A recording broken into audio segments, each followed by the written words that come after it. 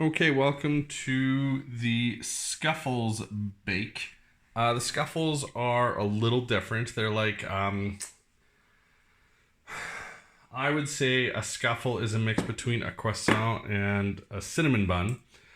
Um, and it's a little different than what we've made before because if you look second direction, we preheat our oven, then we cut in our butter. To cut in your butter, you need something, well, ideally you'd have something like this, which is called a pastry cutter, but using forks can work. So rather than creaming our fat, in this case our butter, we're gonna cut it in so that we have little, smaller than a pea-sized chunks of butter covered in the dry ingredients, the flour, the sugar, the yeast. And so this is yeast. If you haven't done the leavening agents yet, yeast is actually a biological leavening agent. It is alive. And so what the yeast will do is eat the sugar and produce carbon dioxide gas, which causes bread to rise. So the Scuffles are a little bit different. We're also going to roll out the dough, so the dough won't be like the cookie batter we've been dealing with. It'll be more like bread dough, much easier to handle. So let's get cracking.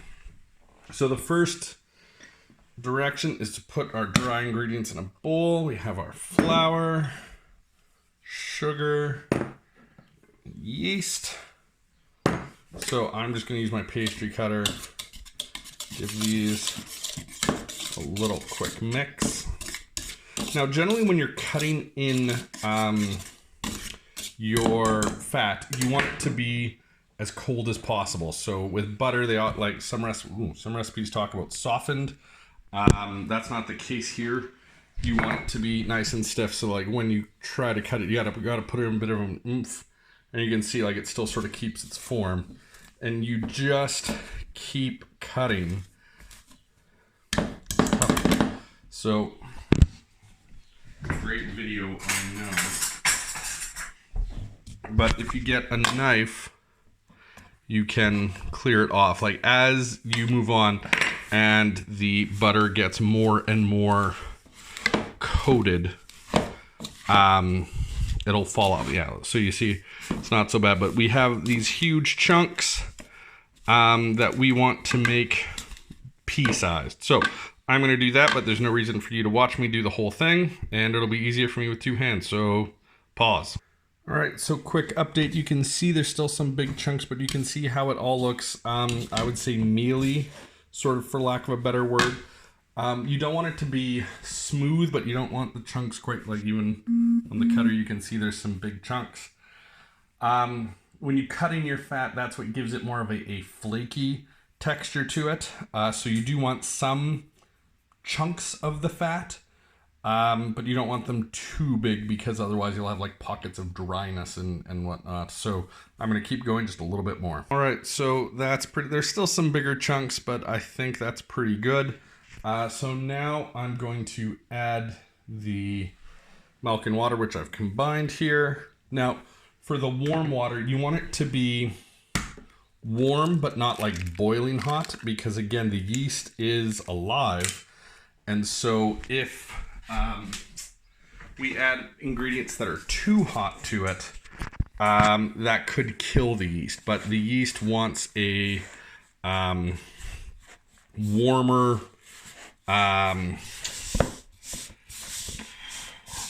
environment.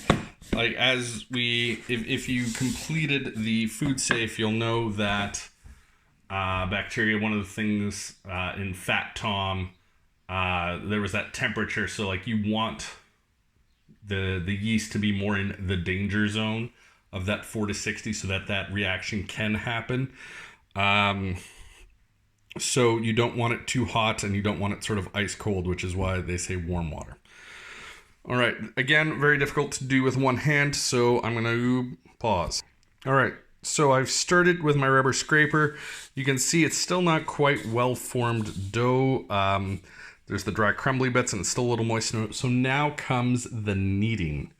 Kneading is a term where you sort of work the dough with your hands. And again, this is gonna be hella difficult with one hand, but I'm going to try. So you want to sort of push it with the flat of your palm, and that will sort of work everything in. You're also, what you're doing is you're developing that gluten structure. So gluten is a protein in the flour, and when it gets worked like this, you're giving the gluten a bit more consistency.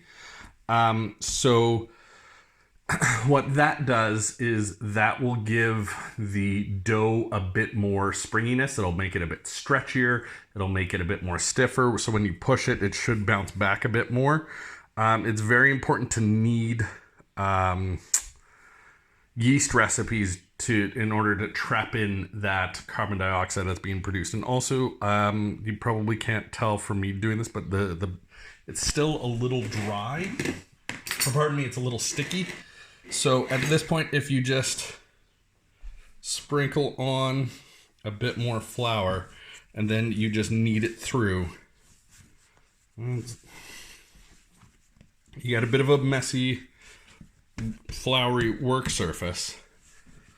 But, so that's why you want to make sure you've washed your countertops before you've start, because kneading on a counter, I mean, you could use a bigger cutting board if you have one, but now you can see after kneading a little bit, the dough, well, it looks more like bread dough. It's more smooth, more consistent. I am going to knead it a bit more with a bit more flour. I'll be back. All right, so what I didn't really go over with kneading is when you knead, you sort of turn it. You like, I'm going to lift it up, put it on its side, roll it flat, and then again turn it and roll it flat. So I'm not just pushing flat against flat.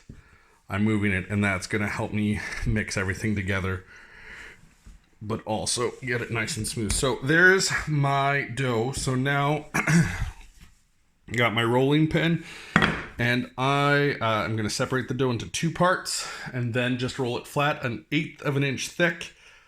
1/8 of an inch is, in metric, about 3 millimeters. So it is quite thin. Now, what you have to remember is after you roll it out, you're going to want to cut it. So I'm going to, after I roll it thin, you'll see I'll put it on a cutting board, because I don't just want to use a knife or a pizza cutter on my countertop, because my wife would kill me. So you want to be cognizant of that eventually you are going to want it on some type of cutting surface. So and you want the dough to be rectangular. We're making wedges, which will roll up to be our croissant shape. So you don't want it to be a big circle. You want it to be, I suppose I didn't divide it into two.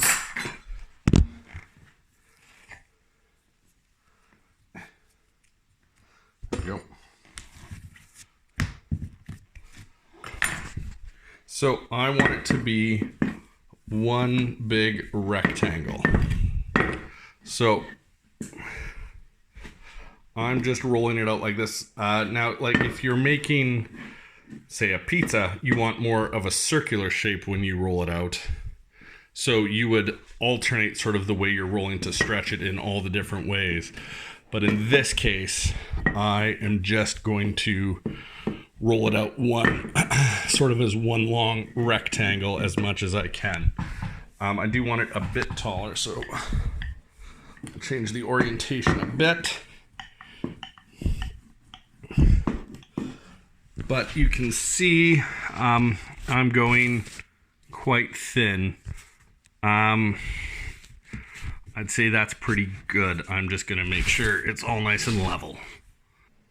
Okay, so I've rolled out my dough. I have my melted butter, and I am going to just paint a layer on. I have a pastry brush, but you can also use a a spoon. You just spoon it on like that. And you just sort of rub it around with the back of the spoon. Whew. Either method works.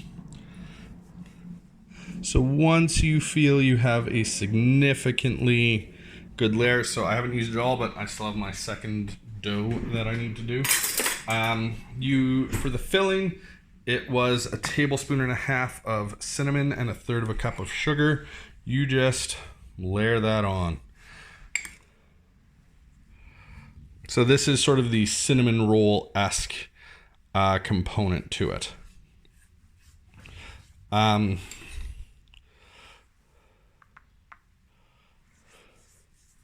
So I called it a mix between a croissant and a cinnamon bun. The croissant is really in shape only, and a little bit with the cutting in. Normally for croissants, like you laminate them, which is like you make a ton of folds in there, which we're not doing. And like you let them rise. It's quite the process to make croissants. All right. So I feel that's pretty good. So I'll set those aside. So now I'm gonna use a pizza cutter, but you can use a knife if you don't have one. And speaking of alternatives for rolling it out, if you don't have a rolling pin, alternatives can be found if you have a vase that's nice and straight, or like an empty wine bottle or something like that in your house, that can be used as well. So now I am just going to cut as best I can wedge shapes. And you see, by like alternating the direction in which I'm cutting, I'm sort of making two wedges in one. By doing this next cut to reach up top, okay, so now I've made this wedge, but I've started this one.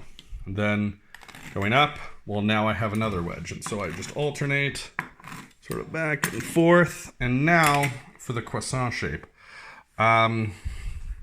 So starting with the thick end. Oh my goodness. Baking one-handed is so tough. You just sort of roll it up and get a nice little, sort of lovely croissant shape. So do that with the rest, put it in the oven, or put them on a baking sheet, and we'll be back when I'm ready to go in the oven. All right, so Scuffles are ready to go in. You can see different sizes, so you'll have to watch out to make sure that they don't burn. So the recipe says 15 minutes. I'm good to check it at 10 minutes just to make sure nothing too bad is going on. Oh, come on. There we go. All right. We'll check back in 10 minutes. All right, 10 minutes later. Oh, starting to look good. They're puffing up, as you can see, but still not golden brown. Let's do it another 3-4 minutes. Oh, dang, that smells good. All right, so these are at 14 minutes and looking pretty good and golden. It doesn't quite come out as well on video. But yeah, there you have it. Those are Scuffles. They could stand maybe to be in an extra 2 minutes. But you can see from that one, they're going to be gooey and delicious and amazing. Enjoy. Bon appetit.